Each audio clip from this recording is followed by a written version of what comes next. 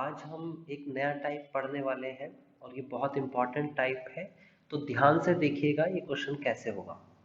देखिए यहाँ पर लिखा हुआ है आपके सामने, determine the number of terms in AP. Okay, यहाँ पर एपी की वैल्यू दे रखी है 3, 7, 11 एंड लास्ट टर्म आपको दे रखी है इस एपी की 407। ओके, यहाँ पर कहता है ऑल्सो फाइंड। पहले तो आपसे नंबर पूछ रहा है, नंबर तो आपने निकालना सीख लिया था, लेकिन आपसे कहा गया है also find its 20th term from the and. ये एंड से 20th टर्म पूछ रहा है आपसे। तो इसको पहले जनरली समझते हैं कि ये पूछ क्या रहा है। ठीक है, अगर मैं आपसे कहता हूं कि कोई नंबर है जैसे कि 1, 2, 3, 4, 5, 6, 7, 8, 9, 10, 11 ऐसे नंबर्स है। ओके, तो मैं क्या करता हूँ यहाँ पर लास्ट में 11 ही कर देता हूँ। ये लास्ट में इसका 11 है। ओके, यहाँ पर देखिए गौर से कि अगर मैं आपसे कहूँ कि यहाँ पर स्टार्टिंग से 5th नंबर कौन सा है, स्टार्टिंग से 5th नंबर यानी कि 5th term from the beginning. Okay, beginning से यानी कि स्टार्टिंग से 5th नंबर कौन सा है, ये 5। अगर ये स्टार्टिंग से 5th नंबर है तो लास्ट से भी तो कोई नंबर होगा। अगर लास्ट नंबर आपके सामने 11 है यानी n की वैल्यू 11 है, तो लास्ट से काउंट करिए 1, 2, 3, 4, 5, 6, 7 यानी कि लास्ट से अगर मैं काउंट करूं तो ये 7th नंबर मिलता है, 7th term from the and. ध्यान से समझना कि अगर जो नंबर स्टार्टिंग से 5th नंबर पे है वो लास्ट नंबर से 7 पे मिला आपको, तो ये लास्ट नंबर, लास्ट से अगर आप काउंट कर रहे हो तो इसका एक पैटर्न है, एक फॉर्मूला है। वो क्या है देखिए, टोटल नंबर कितने थे, टोटल नंबर, टोटल नंबर आपके पास थे यानी n is equal to 11। Okay, आपको फाइंड क्या करना है, लास्ट से 7th नंबर कौन सा है। चलो मैं क्वेश्चन की बात नहीं कर रहा, मैं इसकी बात कर रहा हूं जो मैंने एग्जांपल दिया। मैंने कहा 7th term from the and, from the and. अगर आपसे ये पूछ लिया तो आप कहेंगे सर जो लास्ट से 7 नंबर था वो स्टार्टिंग से 5th नंबर पढ़ रहा है। चलो इसका रूल क्या हुआ, वो रूल मैं आपके सामने लिख के दिखाता हूं। रूल है टोटल नंबर कितने थे 11, फिर उसके बाद माइनस लास्ट से कौन सा नंबर पूछा जा रहा है 7, फिर हमेशा प्लस करेंगे 1। प्लस 1 एक कांस्टेंट वैल्यू है जो हर किसी के साथ लिखी जाएगी, हर किसी के साथ +1 ही लिखा जाएगा। तो जरा चेक करो ये नंबर जो आया क्या वो 5 बना, अगर बना तो हम इसे लिख सकते हैं this is the term from beginning. तो आपको समझ में आया कि ये टर्म फ्रॉम बिगनिंग कैसे बना। 7th टर्म जो लास्ट से है, एंड से है, तो आप जरा सब्ट्रैक्ट करो 7 माइनस का 11 माइनस का 7 is equal to 4 and 4 plus 1 is equal to 5। तो कौन सी टर्म बन गई, 5th टर्म बन गई। तो जो मैंने आपको दिखाया है लिख के, ये प्रैक्टिकली लिख के दिखाया है कि इसका मतलब कोई भी नंबर अगर आप कभी भूल जाओ पेपर में, अगर फॉर्मूला भूल जाए, जैसे कि ये फॉर्मूला होता है ये आपका, ये भूल जाओ तो आप क्या करो, कोई भी नंबर अपनी मर्जी से लिख लो, लास्ट नंबर में से जितना भी वो एंड से पूछ रहा है घटाओ और 1 जोड़ दो। ये नियम लगा। ठीक है, तो अब हम क्या करते हैं, अब इसी नियम को फॉलो करते हैं, देखते हैं रूल हमारे पास क्या है। हमारे पास रूल इसका बनता है, रूल आप कॉपी पे लिख लीजिए। रूल है mth term from the and, from the end of an AP, एक एपी के लास्ट टर्म से mth टर्म निकाल रहे हैं, ये इज इक्वल टू होता है m, sorry not m, this is n, this is n minus m plus 1th term from the beginning, from the beginning।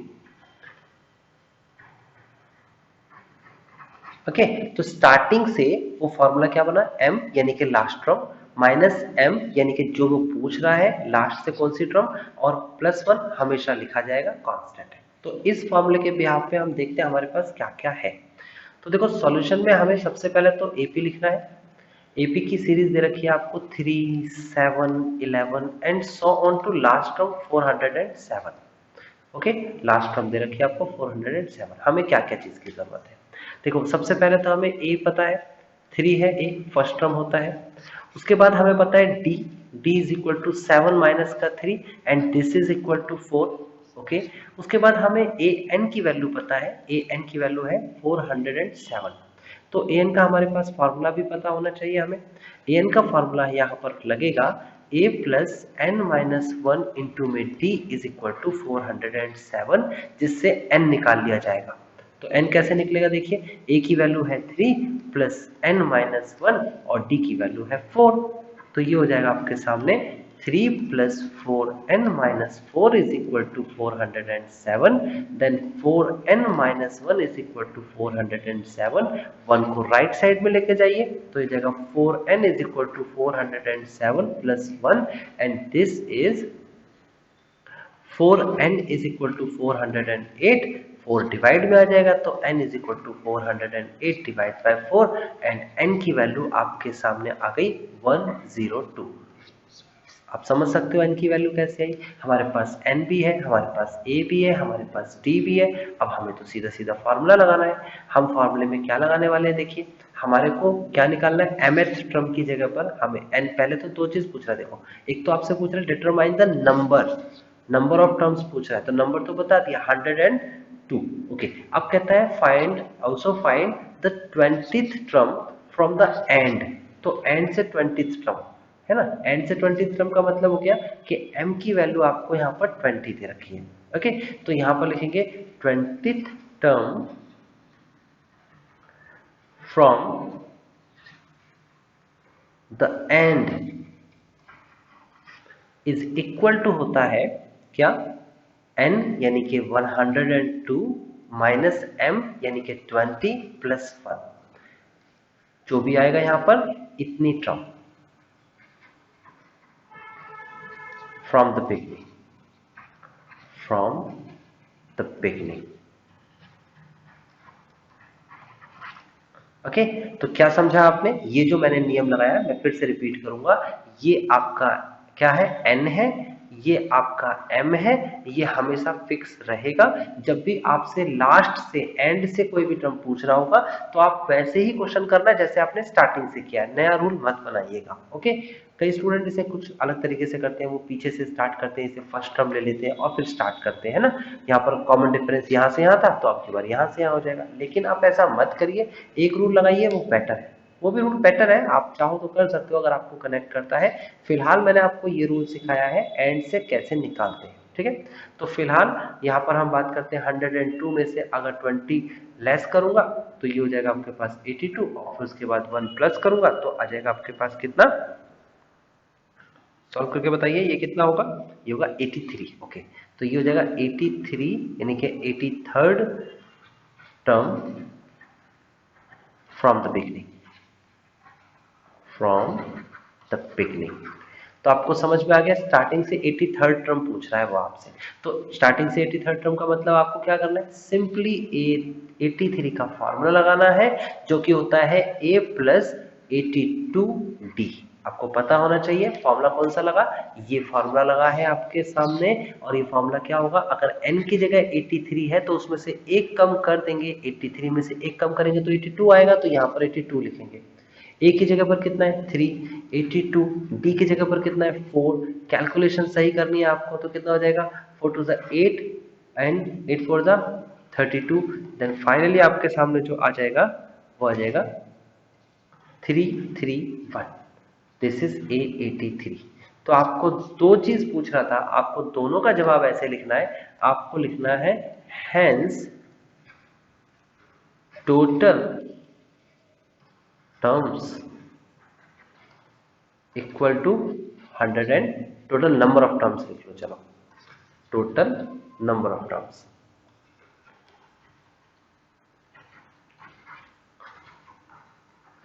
Total number of terms 100 और उसके बाद आपसे दूसरी चीज क्या पूछी थी and 20th term 20th term from the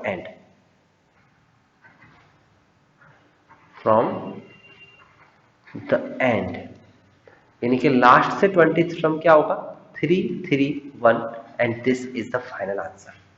तो आई होप आपको समझ में आ गया होगा ये क्वेश्चन किस तरीके से किया जाएगा। अगर ये क्वेश्चन समझ में आ गया तो हम चलते हैं अपने प्रैक्टिस एक्सरसाइज की तरफ यानी कि असाइनमेंट की तरफ। तो ये आपके सामने असाइनमेंट है जिसका फर्स्ट क्वेश्चन मैंने आपको करा दिया है। ये फर्स्ट क्वेश्चन आपका हो चुका है। आपको इसका आंसर भी पता लग गया है कि कैसे नंबर ऑफ टर्म्स निकाली यानी n की वैल्यू फाइंड करना जरूरी है, बिना n के बगैर काम नहीं चलने वाला। और फिर उसके बाद मैंने 20th term from the and निकाला। यहाँ पर क्वेश्चन नंबर सेकंड के 3 पार्ट है और आपको इसे खुद करना है प्रैक्टिस के लिए। आपको यहाँ पर लिखा हुआ है 12th टर्म निकालनी है सॉरी इसमें, और वो भी एंड से निकालनी है। और आपको एपीज जो है वो ये दे रखा है फर्स्ट सेकंड थर्ड, ये एपीज दे रखा है ना। ये लास्ट टर्म काउंट किया जाएगा, ध्यान रखना ये लास्ट टर्म, पहले इसमें एन निकलेगा हर किसी क्वेश्चन में और फिर उसके बाद आपको लास्ट से 12th टर्म निकालनी है। ओके, तो आप इसे अच्छे से प्रैक्टिस करिएगा। अगर आपको इसका सॉल्यूशन समझ में आ गया है, अगर नहीं आया है तो एक बार वीडियो को दोबारा से देख लीजिए। और ये जो आपके सामने सेकंड क्वेश्चन है इसका सॉल्यूशन आपको डिस्क्रिप्शन पे मिल जाएगा, आप वहां से अपने आंसर्स को चेक कर सकते हैं। Okay guys.